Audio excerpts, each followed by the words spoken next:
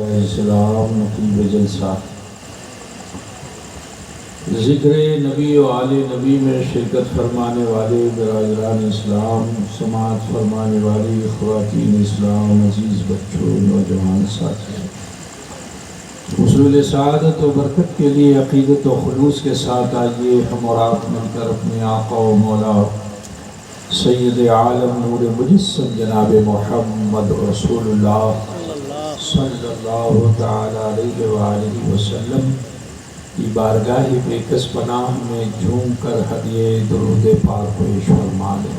اللہم صلی علی سیدنا مولانا محمد وعلی آل سیدنا مولانا محمد سیدنا شفیعنا حبیبنا مولانا محمد وعلی آل سیدنا مولانا محمد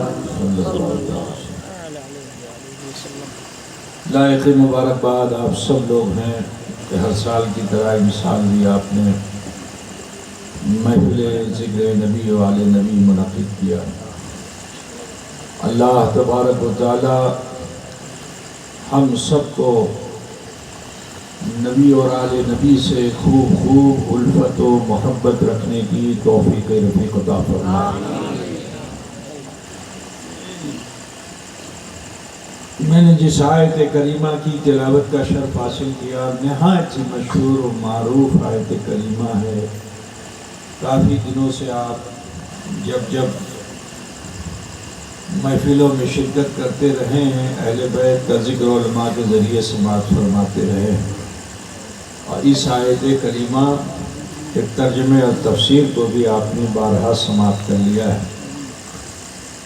برکت حاصل کرنے کے لیے میں نے اسی آیت کریمہ کو ذکر عنوان کیا۔ اللہ رب العزت ارشاد فرماتا ہے، قُلْ لَا أَسْأَلُكُمْ عَلَيْهِ أَجْرًا إِلَّا الْمَوَدَّةَ فِي الْقُرْبَى۔ اے محبوب آپ ارشاد فرما دیجئے، دعوت و تبلیغ پر تم سے کوئی معاوضہ طلب نہیں کیا جاتا مگر میرے قرابت داروں کی محبت۔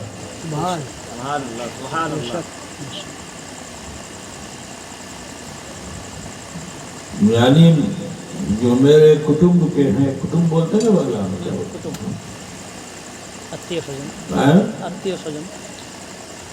بنگلہ میں کٹمب بولتے ہیں، عطیہ سجن بولتے ہیں، ہے نا، بولتے ہیں نا، کتو منوش بنگلہ مدن سنتے چاچے ہاتھ تلے بول رہے نا، ماشاءاللہ ماشاءاللہ সবাই আমি বেশি বেশি বলতে পারি না, কিছু কিছু আমি অল্প অল্প বাংলা বলো চেষ্টা করব, ঠিক আছে?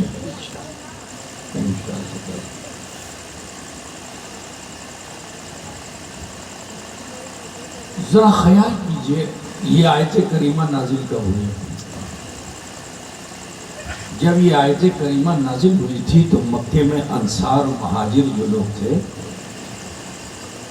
جو لوگ مدینے کے رہنے والے تھے، ان کو انصار کہا جاتا تھا۔ انصار کا مطلب کیا ہوتا ہے؟ مدد کرنے والا۔ انصار کا معنی مدد کرنے والا، انصار کا معنی بھروسہ کرنے والا، محبت کرنے والا۔ مدینے کے لوگ حضور سے بھروسہ کرتے ہیں۔ دیکھو رسول اللہ صلی اللہ علیہ وسلم نے جب اسلام کا پرچار پرسار کیا تو مکے میں تو لوگوں نے ظلم کرنا شروع کر دیا، اتیاچار کرنا شروع کر دیا۔ تو اللہ کے رسول صلی اللہ علیہ وسلم مکے سے طائف گئے اور جب طائف گئے رسول پاک طائف ایک شہر ہے پہاڑ کے اوپر، جیسے تمہارے وہاں مثال کے طور پر دارجلنگ ہے نا، گنٹاک ہے، دارجلنگ ہے، جیسے پہاڑ کا علاقہ، ٹھنڈا علاقہ، کرشیانگ ہے. تو اب کرشیانگ کیا ہے؟ وہ تو شکشت جگہ بھی ہے، ایجوکیشن ہب بھی ہے وہ. اسی طرح سے عرب میں طائف جو تھا وہ ایجوکیشن سینٹر تھا. وہاں پہ بہت ہی عربی بھاشا کی شکشا سینٹر جو تھا، کیا بولتے ہیں سینٹر کو مولانا؟ کیندرو، شکشا کیندرو چلو. سب شکشت ودوان مانوس چلیں. تو اللہ کے رسول صلی اللہ علیہ وسلم نے یہ سوچا کہ میں طائف جاؤں گا تو میری بات تو یہ بدو نہیں سمجھتے ہیں، یہ وحشی صفت انسان میری بات کو نہیں سمجھتے ہیں. ایک منٹ کے لیے لڑتے ہیں لیکن میری کوتھا کو نہیں سمجھتے ہیں. کھیت کی آگ کے لیے خون بہاتے ہیں مگر میری کوتھا کو نہیں سمجھتے ہیں. بڑے ضدی اور ہٹ درم ہیں. وہ لوگ تو شکشت لوگ ہیں، پڑھے لکھے لوگ ہیں، لیکن ابھی بولو انہیں مان لیں. تو اللہ کے رسول صلی اللہ علیہ وسلم اپنے صحابہ کے ساتھ چلے گئے طائف. لیکن طائف میں بہت اتیاچار، بیشی اتیاچار، بہت اتیاچار کیا. اتنا اتیاچار کیا کہ اللہ کے رسول صلی اللہ علیہ وسلم کے جسم اطہر پر جو پتھر لگے تو آپ کے بدن سے لہو نکل پڑا. اب سوچو کہ سر کا لہو اور پیروں تک چلا گیا. اللہ کے رسول زخمی ہو گئے، کئی صحابہ شہید ہو گئے، اور کچھ اتنا زخمی ہوئے کہ جب طائف سے لوٹے تو راستے میں شہید ہو گئے. جو لوگ عمرہ کرنے جاتے ہیں تو وہاں پہ ایک چھوٹا عمرہ کہلاتا ہے، بڑا عمرہ کہلاتا ہے ہماری تمہاری بھاشا میں. چھوٹا عمرہ مطلب مسجد عائشہ، اور بڑا عمرہ مطلب جیرانہ. تو حضور وہیں طائف سے واپس ہو رہے تھے تو جیرانہ میں جب پہنچے تو کئی صحابہ شہید ہو گئے جن کا مزار وہاں ہے، وہاں کے قبرستان میں آئے. اتنا ظلم ڈھایا. لیکن جب رسول اللہ صلی اللہ علیہ وسلم کا پرچار پرسار بڑھا دین کا، مدینے تک بات پہنچی تو مدینے کے لوگ تو پہلے ہی سے انتظار کر رہے تھے کہ خاتم الانبیاء آئیں گے، خاتم الانبیاء آئیں گے، خاتم الانبیاء آئیں گے.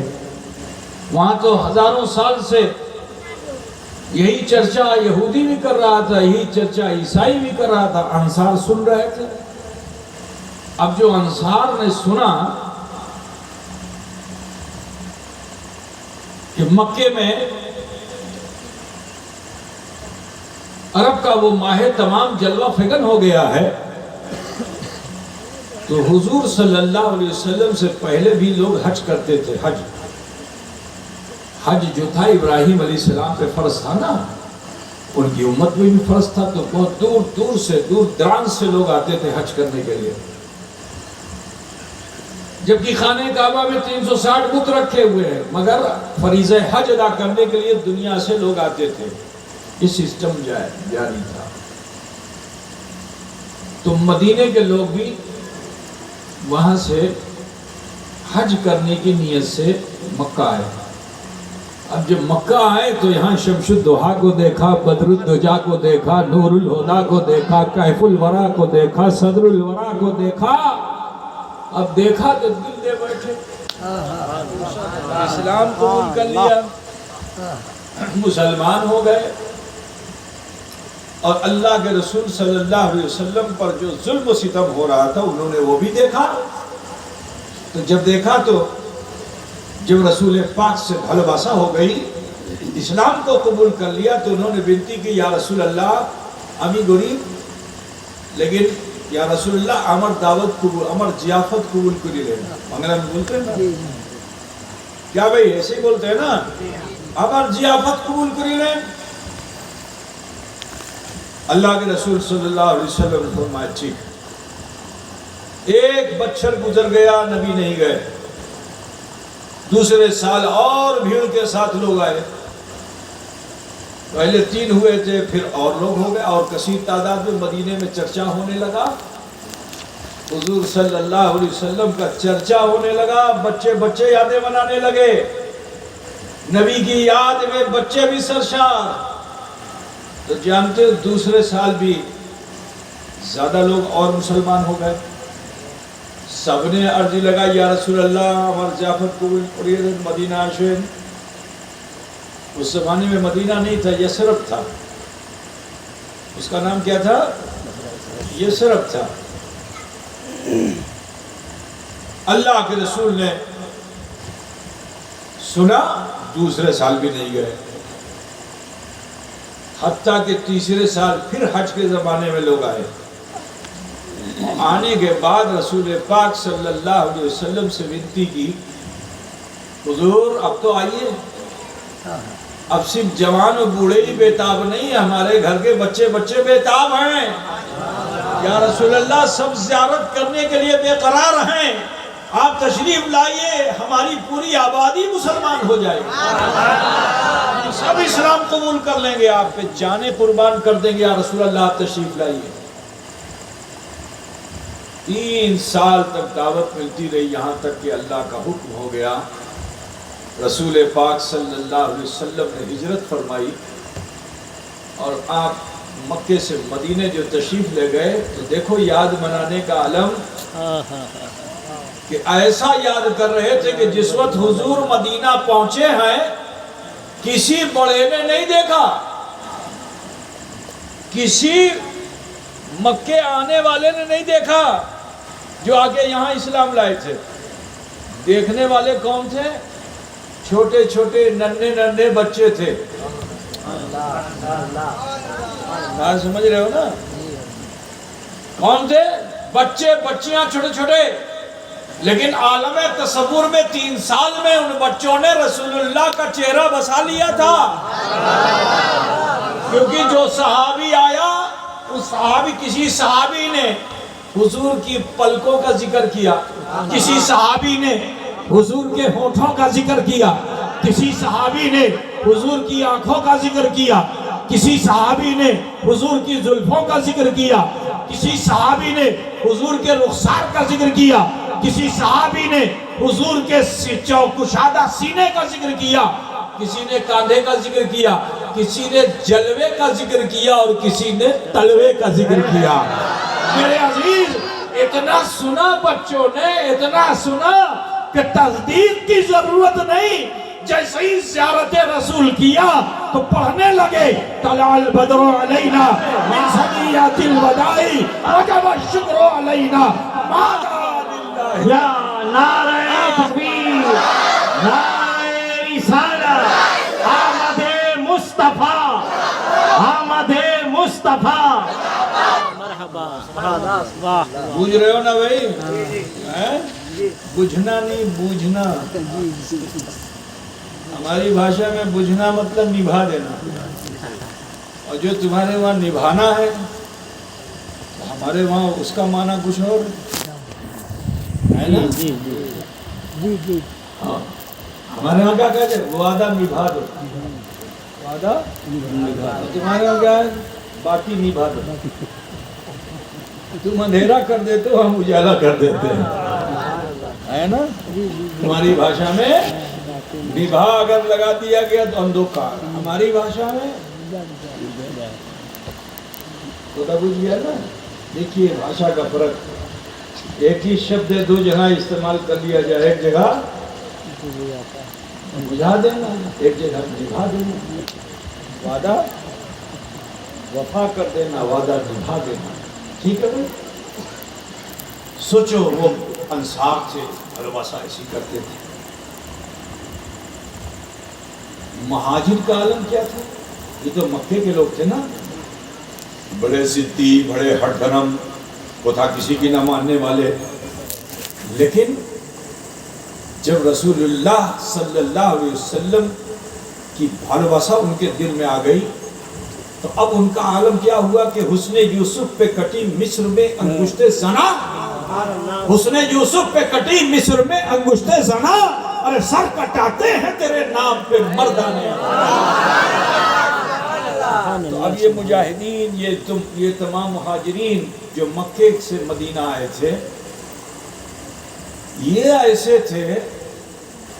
آج کل ہمارا جوان بھی شراب بہت پیتا ہے، جوا بھی کھیلتا ہے. آج کل سماج میں بڑی برائیاں ہیں. تاش کے پتے پہ جوا کھیلتا ہے، موبائل کے اندر جوا کھیلتا ہے، پب جی نبجی نہ جانے کیا کیا ہے نا. بولو ایسا کرتا ہے نا کہ نہیں کرتا ہے؟ اچھا کرتا ہے تو کرنے دینا چاہیے یا اس کو رک جانا چاہیے؟ اگر سچا مسلمان ہے تو اس کو تو رک جانا چاہیے. بولو بھائی رکنا چاہیے کہ نہیں رکنا چاہیے؟ جوا کھیلنے سے، شراب پینے سے. وہ ابتدائی دور اسلام تھا کہ جب شراب گھٹیوں میں پلائی جاتی تھی، بچہ پیدا ہوتا تھا شراب پلائی جاتی تھی، باپ بیٹے مل کر کے بیٹھ کے شراب پیتے تھے. رشتہ دار آ جائیں تو جیسے تم چائے پیتے ہو ویسے شراب پیتے تھے. تو شراب ایسی تھی. تو ان مہاجرین اور انصار کے لیے، کیونکہ ادھر بھی شراب تھی ادھر بھی شراب تھی، تو ڈائریکٹ اللہ تعالیٰ نے اس کو حرام نہیں کیا. شراب پی پی کے مسجد میں آنے لگے. نماز کا حکم تھا ہی، مگر شراب کی مناہی نہیں تھی، تو مد پان کر کے مسجد میں آ گئے. اب جب شراب پی پی کے مسجد میں آ گئے تو جانتے ہو میرے نبی تو نماز پڑھا رہے تھے. آج کل لوگ کہتے ہیں نبی کو غیب نہیں معلوم. نبی نماز پڑھا رہے تھے اور پیچھے یہ جو آدمی نشے میں ہوگا تو جھومے گا ہاتھی کی طرح کہ نہیں؟ بولو نشے میں ہوگا تو جھومتا ہے نا، کبھی کبھی تو ڈھلک جاتا ہے. آج کل تو وہ جو اسمائک وغیرہ چلا ہے تو اس کا حال تو یہ ہے کہ وہ آدمی کئی گھنٹے تک بالکل اس کے اوپر مکھی بیٹھی رہے تو بھی اس کو فرق نہیں پڑتا. ہاں اس مرتبہ میں نے دیکھا کہ چوٹی شریف میں میرے گھر میں کام کرنے والا ایک مزدور اسمائک لے کے آ گیا اور میں دیکھا وہ پڑا ہوا ہے اس میں آنگن میں نہیں گئی. آتا یہ کون ہے؟ تو پتہ چلا یہ کوئی مزدور ہے نشے کی حالت میں. میں نے کہا اس کو اٹھا کے مر نہ جائے. تو کوئی مریدین اس کو اٹھا کے لے گئے، لے جا کے باہر کنویں کے آگے چھوڑ دیا. اب آپ خیال کیجئے کہ وہ پورا دن اسی حال میں پڑا رہا. کتے نے پیشاب کر دیا کسی کے اوپر، مکھی پورے بدن پہ اس کے. شام کو میں اپنے ایک عزیز کے وہاں جا رہا تھا، دیکھا وہ ایسے ہی پڑا ہوا. اب بتاؤ ایسا عمل کرنے سے تمہاری حیثیت اتنی گھٹ جائے، بولو یہ اچھا ہے؟ بولو بھائی یہ تو میں نے دیکھا کہ یہ نشہ کرنے والے، اسمیک کرنے پینے والے جو لوگ ہیں، اور نہ جانے کون کون سا ہے مجھے نہیں معلوم، جو نشاور چیزیں دوائیں لیتے ہیں لوگ، اس کے کیسے مضر اثرات ہیں کہ آپ کا باطن بھی خراب ہوتا ہے اور آپ کا ظاہر بھی خراب ہوتا ہے. گھن کرو اس سے، گھرنا کرو اس سے، نفرت کرو اس سے، یہ سوچ کر کے کہ اللہ اس کے رسول نے اس سے نفرت کی. اگر سچے مسلمان تمہیں اسے چھوڑ دینا چاہیے. چند چیزیں ہیں جس کو اسلام میں بہت برا سمجھا گیا ہے. اس میں جانتے ہو سب سے پہلے کیا ہے؟ شراب. کیا؟ اس کے بعد جوا ہے، اس کے بعد خون دم. پہلے زمانے میں جیسے گورو ذبح کیا، جو خون گرتا تھا تو گرنے کے بعد جم جاتا ہے تو اس کو وہ لوگ اٹھا لیتے تھے. آج جیسے شراب پینے والا چکھنا کھاتا ہے، کباب کھاتا ہے، الٹا سیدھا کھاتا ہے نا، تو وہ اسی خون کو توے پہ تل کر کے کھا لیا کرتے تھے. ٹھیک. اور چوتھی چیز کیا ہے؟ خنزیر، سور. اس کو اسلام میں اس سے بہت گھرنا کی ہے، بہت گھرنا کی. اللہ ناپسند کرتا ہے، رسول اللہ اسے ناپسند کرتے ہیں. آیت کریمہ نازل ہو گئی. تو اے مسلمانوں، آپ سے کہنا ہے کہ ایسے برے کاموں سے بچو. دیکھو جب اسلام میں شراب حرام نہیں تھی تو مہاجر نے بھی پی رکھی تھی، انصار نے بھی پی رکھی تھی، نشے کے عالم میں تھے۔ اب جو جھومے تو ادھر ٹھوکر لگی بغل والے کو، تو کائے کو چھوڑے، اس نے بھی مارا، تو ادھر کے ہونی صف برابر رہے گی؟ ارے بولو، صف میں بیلنس رہے گا؟ تو یہی پیچھے ہو رہا تھا۔ اللہ کے رسول تو آگے مسلح پہ تھے، کسی نے حضور کو خبر دی، لیکن میرے نبی کیا فرماتے ہیں مڑ کر کے کہ میں جیسے آگے دیکھتا ہوں ایسے ہی پیچھے دیکھتا ہوں۔ اور اسی وقت حضرت جبریل آ گئے اور یہ آیت کریمہ نازل ہو گئی خمر و میسر کے تعلق سے۔ بات سمجھے نا؟ اب جب شراب حرام کر دی گئی تو رسول پاک کے دیوانے صحابہ کیسے تھے؟ کسی چیز کی عادت اگر کسی کو بھائی میرے تو جلدی چھٹتی نہیں ہے۔ ابھی اس میں سے بہت سے لوگ گٹکا کھانے والے ہیں، نوجوان بوڑھے بھی کھاتے ہیں، کچھ ہیں جو پرانے کھینی کھانے والے ٹھوک ٹھوک کے کھاتے ہیں، ہے نا؟ میں نے ٹرین میں دیکھا کھینی کھانے والوں کی دوستی خوب ہوتی ہے، گانجا پینے والوں کی اور کھینی کھانے والوں کی دوستی خوب ہوتی ہے، کوئی جان پہچان نہیں ہوگی، کسی کے سامنے کبھی ہاتھ نہیں پھیلائے گا، لیکن کھینی کھانے والا اگر کھا رہا ہو تو اتنا ہاتھ پھیلا دے گا۔ ایسا ہوتا ہے کہ میں نے ٹرین میں دیکھا، جب میں حضرت کے ساتھ چالو ڈبے میں سفر کرتا تھا تو اس وقت میں نے دیکھا وہ کھینی بنا رہا ہے، اب وہ بیچارہ کچھ دیر تک تو صبر کیے، اس کے بعد کھینی نہیں ہے، اب مسلسل کھینی میں نظر کیے ہو گیا۔ حضرت اشارہ کرے دیکھو ابھی یہ مانگے گا، حضور اشرف الاولیاء مجھ سے کہتے دیکھو ابھی یہ مانگے گا، پیسے والا آدمی ہے لیکن ابھی ہاتھ پھیلائے گا، مانگے گا۔ تو بڑی دیر تک اس نے صبر کیا، ادھر یہ رگڑنا ہے، پھر رگڑنا ہے، پھر رگڑنا ہے، جتنا رگڑا اتنا اس کے منہ میں پانی آ رہا ہے۔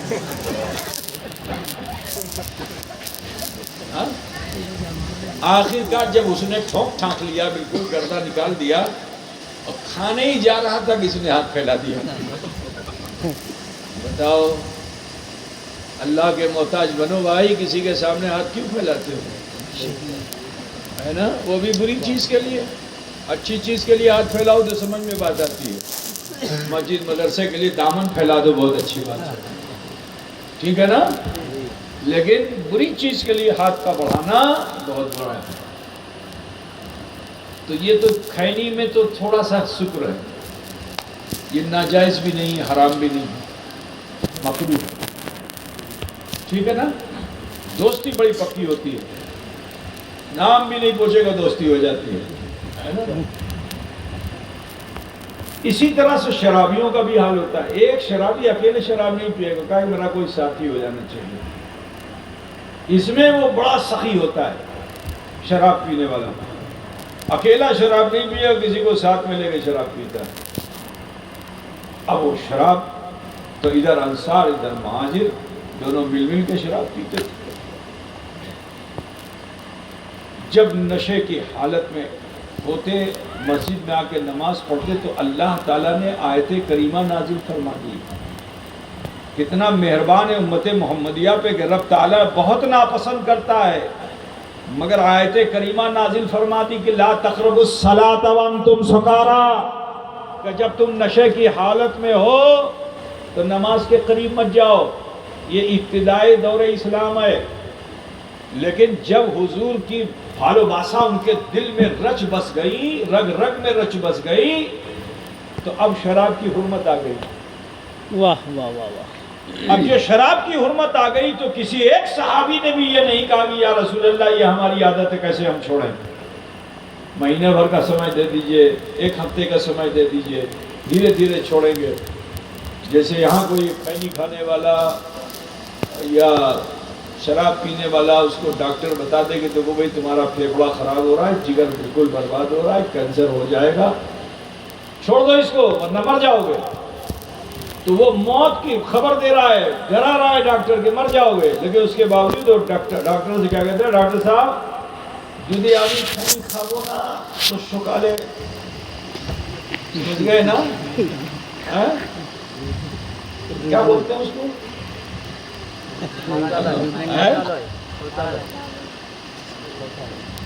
ہوگا نہیں، سمجھ گئے نا؟ اب نام میں نہیں لوں گا، آپ لوگ سمجھتے ہو، ہے نا؟ تو دھیرے دھیرے چھوڑوں گا، میں دھیرے دھیرے چھوڑوں گا۔ معلوم ہے کہ اس کو کھانے سے پھیپھڑا خراب ہو جائے گا، جگر خراب ہو جائے گا، پینکریاس ختم ہو جائے گا، گردہ خراب ہو جائے گا، مر جاؤ گے، لیکن اس کے باوجود عادت ہے، چھوڑنے میں ٹائم لگتا ہے۔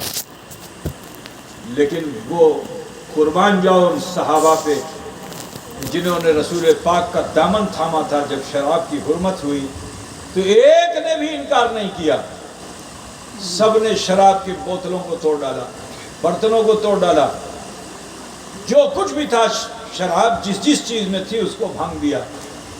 حدیث شریف میں آیا کہ پورے مدینے میں کئی روز تک اس کی بدبو سے رہنا محال ہو گیا، اتنی شراب بہہ گئی تھی نالیوں سے۔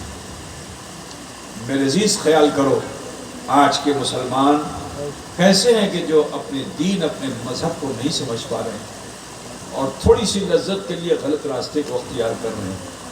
اے مداری ہاٹ کے مسلمانوں، آپ سے کہنا ہے اپنی تہذیب بدلو، اپنے معاشرے کو بدلو، خوف خدا پیدا کرو، ڈرو اور سچے عاشق رسول بنو۔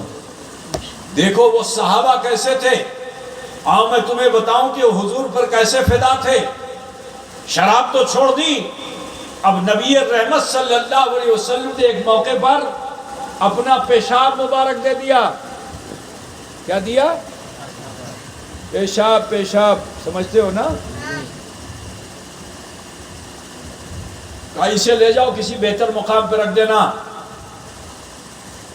اب یہ صحابی نے لیا تو پورے مدینے میں پھرتے رہے، کون بہتر مقام ہے، کون بہتر مقام ہے، کہاں رکھوں، یہ حضور کا پیشاب ہے۔ آج لوگ حضور سے برابری کرتے ہیں، نادان، حضور سے کیسی برابری کرتے ہو؟ جب تم حضور کے پیشاب کے برابر نہیں ہو سکتے تو مصطفیٰ کے کیسے برابر ہو سکتے ہو؟ مسلمانوں خیال فرمائیے، صحابی کا ایمان و عقیدہ دیکھو، رسول اللہ نے دیا تھا، لے کے چلے، نیچے سے لے کے اوپر تک پہاڑ تک گئے، بلند سے بلند مقام پہ گئے، لیکن دل نے روکا، نہ یہ نبی کا پیشاب ہے، کہیں توہین نہ ہو جائے، کہیں گستاخی نہ ہو جائے۔ آخر میں عاشق کے دل نے کہا، ارے بے قرار کیوں ہوتا ہے، بے چین کیوں ہوتا ہے؟ شفا شریف کی حدیث کا مفہوم بتا رہا ہوں میں، ادھر ادھر کہانی قصے نہیں سنا رہا ہوں۔ صحابی رسول نے پیالے کو لیا اور ہونٹوں سے لگا لیا، سبحان اللہ سبحان اللہ، اور 3 سانس میں اسے پی گئے۔ واہ واہ واہ۔ اچھا ایک بات بتا دوں میں کہ اللہ کے رسول ایسے شفیق و مہربان نبی ہیں کہ اگر تم سے کوئی ایسی اخلاقی غلطی ہو جائے تو حضور مجمع میں نہیں ٹوکتے تھے، حضور اسے تنہائی میں بلا کر سمجھاتے تھے۔ لیکن کوئی غلطی تم نے ایسی کی، سمجھ رہے ہو کہ غلطی ہے، لیکن اس سے امت کی ہدایت مقصود ہو تو رسول پاک اسے مجمع عام میں پوچھ لیتے تھے تاکہ پوری امت اس سے فائدہ حاصل کرے۔ ٹھیک؟ تو بولو یہ پیشاب کا پینا یہ تو اخلاقی غلطی ہوئی نا؟ ہمارے تمہارے پیشاب کو اگر کوئی پیے تو گناہ کر رہا ہے، وہ نجس چیز کو لے رہا ہے، چاہے وہ ہاتھی کا پیشاب ہو، چاہے گورو کا پیشاب ہو، چاہے جورو کا پیشاب ہو، بات سمجھے نا؟ پیشاب جس کا بھی ہے نجس ہے، چڑیے کا بھی پیشاب نجس ہے۔ تمہارے بنگال میں تو پیشاب کا حال یہ ہے کہ اگر بچے نے پیشاب گود میں کر دیا تو شاید عورت جو ہے اپنے دوپٹے سے صاف کر لے گی، اور اگر مرد گود میں بچہ تھا پیشاب کر دیا تو اس کو اور وہ پھیلا لیتا ہے، پینٹ تک پہنچا دیتا ہے۔ کہتے ہیں تو بچے کا پیشاب ہے، دودھ پینے والے بچے کا پیشاب ہے، اپنی طرف سے فتویٰ کر دیا کہ پیشاب نجس نہیں ہے۔ ہر پیشاب نجس ہے، جتنا پیشاب ہے، چاہے وہ چڑیے کا پیشاب ہو، چاہے وہ مانوس کا پیشاب ہو، چاہے بن مانوس کا پیشاب ہو، جو بھی پیشاب ہے وہ نجس ہے۔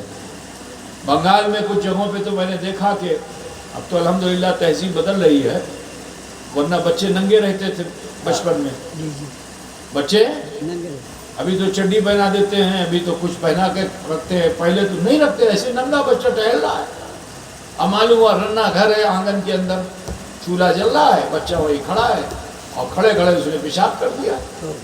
اب اگر وہ پیشاب کھڑے کھڑے کرے گا تو کہاں جائے گا؟ پتیلی میں جائے گا کہ نہیں جائے گا؟ بولو. رنا گھر کے قریب کھڑے ہو کے پیشاب کرے گا، چھینٹیں کہاں جائیں گی؟ پیشاب کی چھینٹیں کہاں جائیں گی؟ پتیلی میں جائیں گی. پہلے ایسا ہوتا، کیونکہ اس وقت آج سے 30-35 سال پہلے بنگال میں شکشا کم تھی. آج اللہ کا شکر ہے مرد اشکشت ہیں لیکن عورتیں الحمدللہ شکشت ہیں. تو شکشا جب سے ماں بہن بیٹیوں کو حاصل ہو گئی ہے، بنگال کی تہذیب بدل گئی. گھروں سے بہت سا برا کلچر خود بخود ختم ہو گیا. میرے عزیز، پیشاب کسی کا بھی ہو، لیکن نبی کے پیشاب کا معاملہ دیکھو.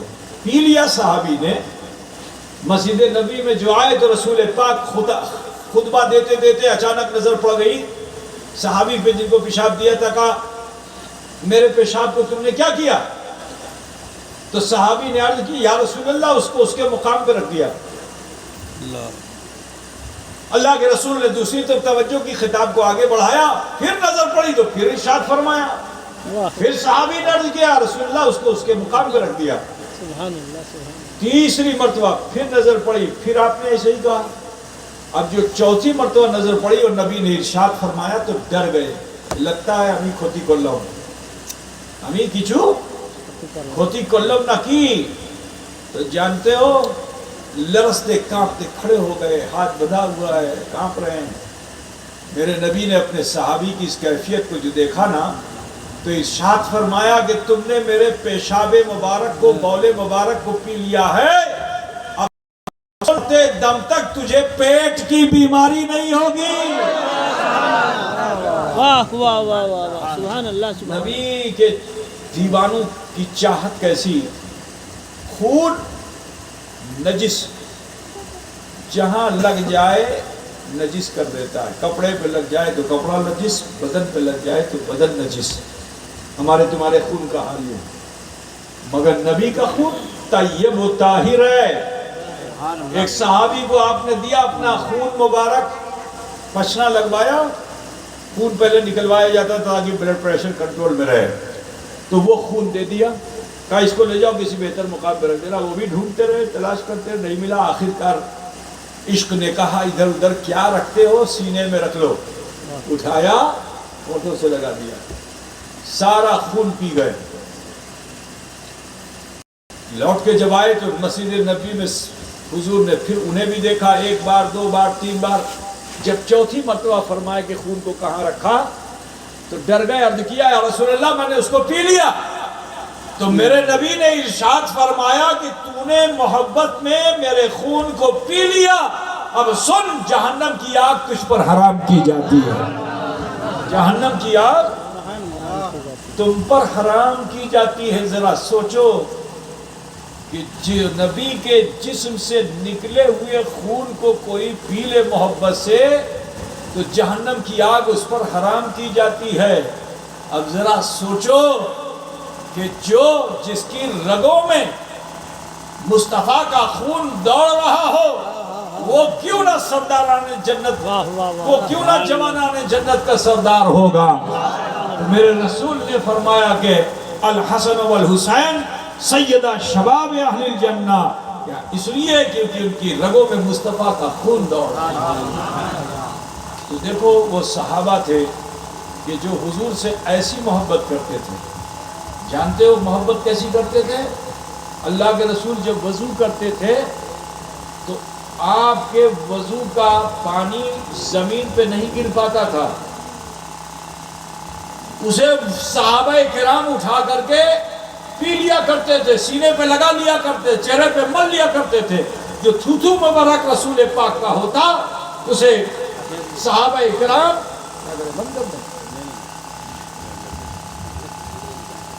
چپ رہو بھائی، ریچھ مبارک چہرے پہ مل لیا کرتے، سینے پہ مل لیا کرتے تھے. ایسی محبت تھی. ذرا سوچو جو رسول سے ایسی محبت کرتا ہو کہ یہ تو حضور کے جسم کا حصہ تھا، جسم سے لگا ہوا حصہ تھا. ارے رسول اللہ جس جوتی کو، نالین کو پہن لیتے تھے نا، صحابہ اسے اپنے سر کا تاج بناتے تھے. صحابہ تو صحابہ ہے، یہودی کا بچہ بھی نبی کی نالین کا احترام کرتا تھا. ذرا خیال کرو. افسوس ہے کہ 50 سال کے بعد حضرت معاویہ کا بیٹا یزید ہے کہ جو حسنین کا احترام نہ کر سکا. ٹھیک ہے نا؟ لیکن مدینے کا یہودی بھی رسول اللہ کی نالین کا احترام کرتا تھا. وہ بھی سنا دیتا ہوں مختصر وقت میں. سنیں گے بھائی آپ لوگ؟ سنیں گے؟ ایک یہودی کا بچہ تھا، وہ رسول پاک صلی اللہ علیہ وسلم کی سیوا میں تھا. تو وضو کا پانی پیش کرتا تھا. اللہ کے رسول کہیں فرش پہ جیسے چلتے تو اپنی نالین مبارک کو جب اتارتے تھے تو وہ یہودی کا بچہ جوڑے کو اٹھا کر کے اور سینے بغل میں دل کے پاس رکھ لیتا. کہاں رکھتا تھا؟ بغل میں دبا لیتا. جب رسول پاک پھر فرش سے اترتے تو جوتی کو رکھ دیتا. اللہ کے رسول کو نالین مبارک پہناتا تھا. یہ اس کی ڈیوٹی تھی. 3 دن وہ نہیں آیا.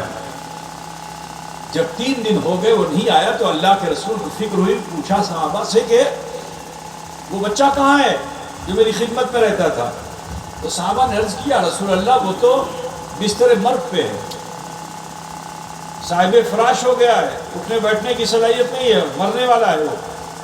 میرے نبی نے جو سنا تو مغموم ہو گئے، افسردہ ہو گئے، اور آپ نے صحابہ سے فرمایا کہ چلو ہمیں اس کی عیادت کرنی چاہیے.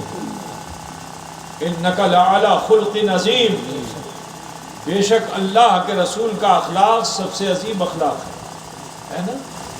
صحابہ کے ساتھ حضور اس کے گھر پہنچے، یہودی کے گھر. وہ بچہ چارپائی پہ لیٹا ہوا تھا.